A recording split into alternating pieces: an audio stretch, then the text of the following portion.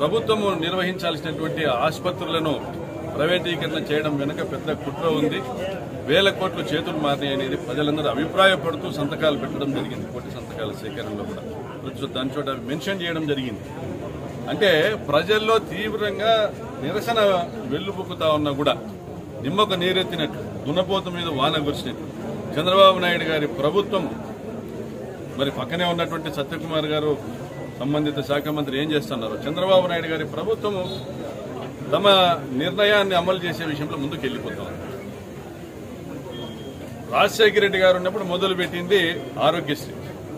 ప్రతి పేదవాని ప్రాణాన్ని కూడా చేతిని అడ్డబెట్టి ఆ ప్రాణాన్ని కాపాడి సంజీవని లాంటి పథకాన్ని ఆరోగ్యశ్రీని తీసుకొచ్చినారు. జగన్మోహన్ రెడ్డి గారు వచ్చిన తర్వాత దాన్ని ఎన్హాన్స్ చేసి 25 లక్షల రూపాయల వరకు ఎటువంటి వైద్యమైనా ప్రభుత్వమే భరించే విధంగా చర్యలు తీసుకున్నారు. ఈరోజు అనేక జబ్బుల్ని ఆరోగ్యశ్రీ సంబంధించినటువంటి నోటిఫైడ్ డిసీజెస్ ని, సర్జరీస్ ని, వాటిని తొలగిస్తూ ఆరోగ్యశ్రీ నిర్వీర్యం చేయడమే కాకుండా ఆరోగ్యశ్రీ బిల్స్ హాస్పిటల్స్ కి 3,500 కోట్ల రూపాయలు ఇప్పుడు పెండింగ్ పెట్టడం, వైద్యం పైన, ప్రజా వైద్యం పైన ఎంతటి నిర్లక్ష్యం వహిస్తున్నారో మనం తెలుస్తా ఉంది. మరి ఇటువంటి నిర్లక్ష్యపు ప్రభుత్వము చంద్రబాబు గారి నాయకత్వంలో ఈ ప్రజా వ్యతిరేకతను ఎదుర్కోకూడదనుకుంటే ఇప్పటికైనా కూడా సమయం మించిపోలేదు.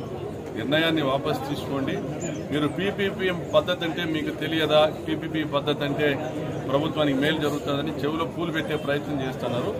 పబ్లిక్ ప్రైవేట్ పార్ట్నర్షిప్ అంటే పబ్లిక్ ప్రాపర్టీస్ ను ప్రైవేట్ వాళ్ళతో పార్ట్నర్షిప్ తో చేసుకుంటున్నారు. ఆ పార్ట్నర్షిప్ మీ టేబుల్ కింద ఉన్నటువంటి పార్ట్నర్షిప్ మీద అందరికీ తెలుసు. 4 గోడల లోపల జరిగేటువంటి పార్ట్నర్షిప్ అనేది అందరికీ తెలుసు. దీనివల్ల కోట్లాది మంది ప్రజల ప్రాణాలను బలిపెట్టేటువంటి ప్రయత్నం దయచేసి ఇది మానుకోమని హెచ్చరిస్తా ఉన్నాం. పక్క రాష్ట్రాల్లో గమనించండి, ప్రైవేటీకరణ చేసినటువంటి ఆసుపత్రులను కూడా ప్రభుత్వాలు సుప్రీంకోర్టు రద్దుపరిచి దాన్ని మళ్లీ కూడా పబ్లిక్ హాస్పిటల్గా మార్చిన సందర్భం కొన్ని రాష్ట్రాల్లో ఉంది. పక్క రాష్ట్రాల్లో దాదాపుగా ఒక్కొక్క రాష్ట్రంలో తమిళనాడులో కానీ, ఉత్తరప్రదేశ్ కానీ, కర్ణాటక కానీ 20 నుంచి 40 గవర్నమెంట్ హాస్పిటల్స్ ఉన్నాయి. ఇప్పుడు కేవలం మనకున్నది 12 గవర్నమెంట్ హాస్పిటల్స్. వీటి సంఖ్య పెంచాలని చేసినటువంటి జగన్ గారి ప్రయత్నాన్ని ప్రజలు హర్షిస్తా ఉన్నారు. కాబట్టి దాన్ని కొనసాగిస్తే గౌరవం ఉంటుంది, లేకపోతే అప్రతిష్ట పాలు కావడం, ఈ ప్రభుత్వం చేయలేకపోవడం తప్పనిసరి తెలియజేస్తుంది.